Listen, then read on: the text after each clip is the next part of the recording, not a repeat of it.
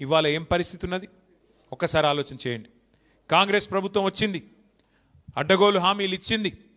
ఆ రోజు కేసీఆర్ గారేమో పొరుగు రాష్ట్ర కార్మికులను కూడా కడుపులో పెట్టుకొని చూసుకుంటే, ఇవాళ Srisailam left bank canal SLBC tunnel కుప్పగూలి, సొరంగం కుప్పగూలితే కనీసం అందులో కార్మికుల శవాలను కూడా గుర్తించలేని దుస్థితిలో ఉన్నది ఈ ప్రభుత్వం. కార్మికుల శవాలను కూడా కనీసం వాళ్ళ కుటుంబాలకు అప్పచెప్పలేని దుస్థితిలో ఇవాళ ఈ ప్రభుత్వం, రేవంత్ రెడ్డి గారి ప్రభుత్వం ఉన్నది.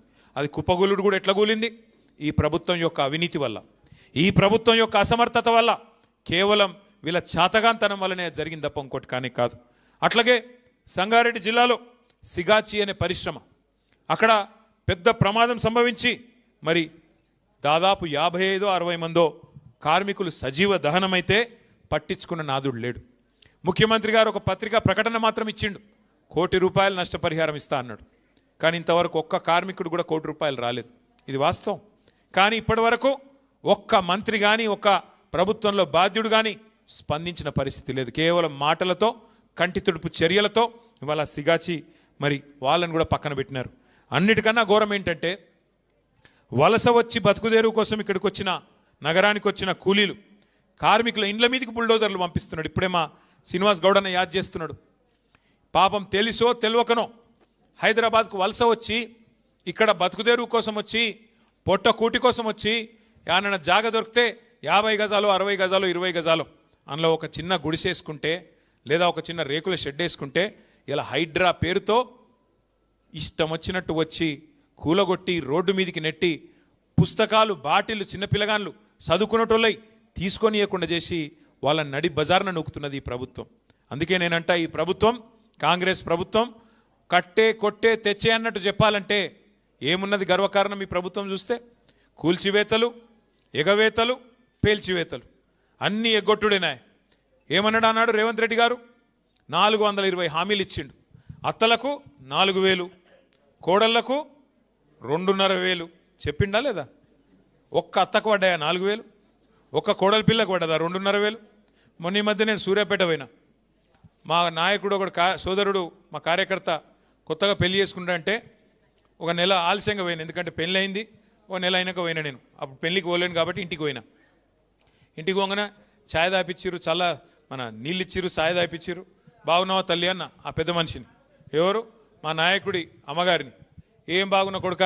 ఏం బాగలేనన్నది. అగో ఏమైందమ్మా అని నేనంటే, అంటే ఇక కోడలి పిల్ల వస్తుంది, నెలకు 2,500 వస్తాయి అనుకున్నా, కోడలు వచ్చింది కానీ ఏం రాలే అన్నది. ఇది ఎక్కడ బాధ? నేను కోడలి పిల్లని చూస్తే ఆ పిల్ల ఇంకా గడుస్తున్నది. అత్త నువ్వు కూడా 4,000 వస్తాయి అనుకున్నావు, నీకేమైనా వచ్చినాయా అని ఆమె అన్నది. ఇప్పుడు రేవంత్ రెడ్డి వల్ల అత్త కోడల పంచాయతీలు కూడా మోపోయినాయి. అంటే ఎంత దౌర్భాగ్యపు పరిస్థితి అంటే, 100 రోజుల్లోనే 6 గ్యారంటీలు, 100 రోజుల్లోనే మొత్తం చేస్తా. ఎలక్షన్లకు ముందేమో దాన వీర శూర కర్ణ, ఎలక్షన్లు అయిపోయినాకనేమో కుంభకర్ణ. మర్చిపోయిండు. ఆగం. అడిగినాం అనుకో గట్టిగా, ఏమయ్యా రేవంత్ రెడ్డి గారు మరి ఇన్ని నరికితీవి కదా, ఆశాలకు 18,000 అంటివి, ఆశ చూపెడితివి, అందరికి ఏమేమో చెప్తివి, ఏమన్నా చేసినావో ఒక్కటన్నా చెప్పు ఏం సంగతి అంటే, ఎంత కండలు తిరిగిన వస్తాదైనా 3 నెలల పిల్లలు ఉడితిస్తాడా? ఇది ముఖ్యమంత్రి నోట్లకెళ్ళి వచ్చే మాటనా? ఇది మాకు తెలియదా? 3 నెలల పిల్లలు పుట్టరని మనకు తెలియదా? ఎవరికి కింద కూర్చున్న వాళ్ళకి ఎవరికి అర్థం కాదా? ముఖ్యమంత్రి నోట్లకెళ్ళి వచ్చే మాట. మరి ఎవడు చెప్పమన్నాడు నిన్ను? 90 రోజుల్లో చేస్తా, 99 రోజుల్లో చేస్తా. బాండ్ పేపర్లు ఎందుకు రాశారు? జేమ్స్ బాండ్ లెక్క.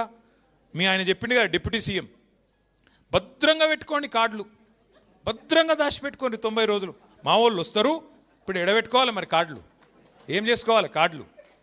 అంటే కమల్ హాసన్ మించిన యాక్టింగులు చేసారు ఎలక్షన్లకు ముందేమో. ఇప్పుడేమో ఏమైనా అంటే 3 నెలల పిల్లలు పుట్టిస్తారా ఎవడన్నా అని మాట్లాడుతుండు. అయ్యా రేవంత్ రెడ్డి గారు, మాకు కూడా తెలుసు 9 నెలలకు పిల్లలు పుడతారు. కానీ నేను అడుగుతున్నా, 3 నెలలు ఎప్పుడో అయిపోయింది, 30 నెలలు పడ్డది. మరి 30 నెలలకు కూడా పిల్లలు పుట్టకపోతే నిన్నేమనాలి మరి? నేను అనలే, సుమా మళ్ళేమనంటే నీ మీద నా మీద కేసు పెడతా. అంటే ఇంత చిల్లర మాటలు, ఇంత లేకి మాటలు బహుశా ఈ భారతదేశ చరిత్రలో ఏ ముఖ్యమంత్రి ఎన్నడూ మాట్లాడలే. గన్ని గలీజు మాటలు. గట్టిగా అడిగినావు అనుకో, ఏమైనా ఆశాలకు జీతం పెంచుతా అంటే ఏం సంగతి అంటే, నీ లాగుల తొండలు ఇడిచిపెడతా. రుణమాఫీ అంటివి కదరా నాయన, ఏం చేస్తేవి అంటే నీ గుడ్లు వీకి గోటిలాడతా.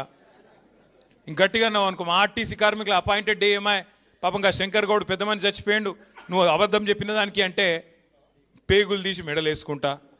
గివా మాటలు? ఇక ఎంత దిగజారి మాటలంటే, ఇప్పుడు నేను అడుగుతా ఒకటి, కష్టపడి పనిచేసే వాళ్ళందరికీ ఒకటి తెలుసు, ఏమిటిది? లోపల మనం వేసుకున్న బనీనికి పొక్క ఉన్నా మీదికెళ్ళి అంగి మాత్రం కడకేసుకొని ఉండాలి. ఎందుకు? బయటికి పోతే పతారి ఉండాలి కదా. బయటికి పోతే ఎవడన్నా మార్కెట్లో మళ్ళీ మనకు గిరాకు ఉండాలి, పతారి ఉండాలి, ఎవడన్నా అప్పించడం ఉంటే అప్పియాలి. కాబట్టి లోపలేమున్నా బయటికి మాత్రం మంచి కడకంగి వేసుకొని పోతాం. ఎందుకంటే కుటుంబాన్ని నడిపేటువంటి వ్యవహారం అట్లుంటుంది. బయటికి మంచిగా కనబడితేనే, గట్టిగా కనబడితేనే, దట్టంగా కనబడితేనే ఎవడన్నా విలువ ఇస్తాడు, లేకపోతే ఇయ్యాడు. కానీ నువ్వే స్వయంగా ముఖ్యమంత్రివి, నువ్వే నేను ఢిల్లీ పోతున్నాను చెప్పులు ఎత్తుకపోయే దొంగలు లెక్క చూస్తున్నారు. మరి ఎవడిస్తాడరా భయ్? నాకు అర్థం కాదు. ఇక ఎవడన్నా నేను దేక్తాడా? నాకు అర్థం కాదు. ఎయిడ్స్ పేషెంటు, క్యాన్సర్ పేషెంటు, రాష్ట్రం దివాలా తీసింది. అరే దివాలా తీసినా నువ్వే తండ్రి పాత్రలో ఉన్నావు, అది ఏమున్నా నువ్వే చూడాలి కదా. నువ్వే అట్లా మాట్లాడితే ఎట్లా? ఇక్కడ లంకె బిందెలు లేవు, ఇట్లాంటి మాటలు మాట్లాడే ముఖ్యమంత్రిని నేనైతే చూడలేను. నేను చాలామందిని చూసిన, ఎన్టీ రామారావు గారిని చూసిన, చంద్రబాబు నాయుడు గారిని చూసిన, తర్వాత రాజశేఖర రెడ్డి గారిని చూసిన, రోషయ్య గారు, కిరణ్ కుమార్ రెడ్డి గారు, ఆ తర్వాత మన నాయకుడు కేసీఆర్ గారు, ఇక ఇప్పుడు ఈ సన్నాసి. వాళ్ళని చూసి నేను చూస్తే నాకు అర్థమే అవుతలేదు. నక్క నాగలోకం అంటారు చూడు, ఒక అంత తేడా ఉన్నది, జమీన్ ఆస్మాన్ ఫరక్ ఉన్నది. ఏం మాట్లాడతాడో ఏందో తెలియదు. ఇక తెల్లారలేస్తే ఇంకో బాధ, ఆయనకి ఆడ మైకు దొరికినా ఒకటే ఎరక, బూతులు తిడతాడు. కేసీఆర్ గారి మీద మాత్రం ఎక్కడ లేని శాపాలు పెడతాడు. ఎవడన్నా నాకు తెలియక అడుగుతా, నువ్వు కొట్టుకొని తనలాడి ముఖ్యమంత్రి అయినావు, మంచిగా సుఖంగా ఉండరాదు? ఇదేం మళ్ళీ గెలిచేది లేదు, పీకేది లేదు, నీకు కూడా తెలుసు, మాకు కూడా తెలుసు. అదేదో ఉన్నప్పుడు మంచిగా సుఖంగా ఉండి 4 పనులు చేసి పో. కానీ తెల్లారు లేస్తే దరిద్రపు మాటలు. ఎవరైనా ఇంకో నాయకుడు చచ్చిపోవాలని కోరుకుంటారా తల్లి? అసలు ఏం మాటలు అవి, ఏం మనిషి? అందుకే ఈయన మీద ఇవాళ ఈ రాష్ట్రంలో కార్మిక లోకానికే కాదు అందరికీ కూడా ఇవాళ విశ్వాసం పోయింది. కార్మికులకు నిజంగా కూడా కాంగ్రెస్ పార్టీకి కార్మికులు అంటే లెక్క లేదు. మీరు చూడండి, సిగాచి కంపెనీలో ఏం చెప్పారు, ఇవాళ ఏం చేస్తున్నారు చూడండి. ఆటో అన్నలకు ఏం చెప్పినారు? వేజ్ బోర్డు పెడతాం, వెల్ఫేర్ బోర్డు పెడతాం, నెలకు 1000 రూపాయలు ఇస్తాం, ఆటో సంక్షేమ బోర్డు పెడతామన్నారు. కానీ మీకు ఒక చిన్న ముచ్చట చెప్తాను. నేను ఆ మధ్యన ఒకసారి జూబ్లీహిల్స్ లెక్కన ఉన్నా, కారు లేదు, ఆయనతో ఆటో ఎక్కి ఇక్కడ దాకా వచ్చిన, ఇక్కడ ఏదో మీటింగ్ ఉంటే ఇక్కడికి వచ్చిన పార్టీ ఆఫీస్కి.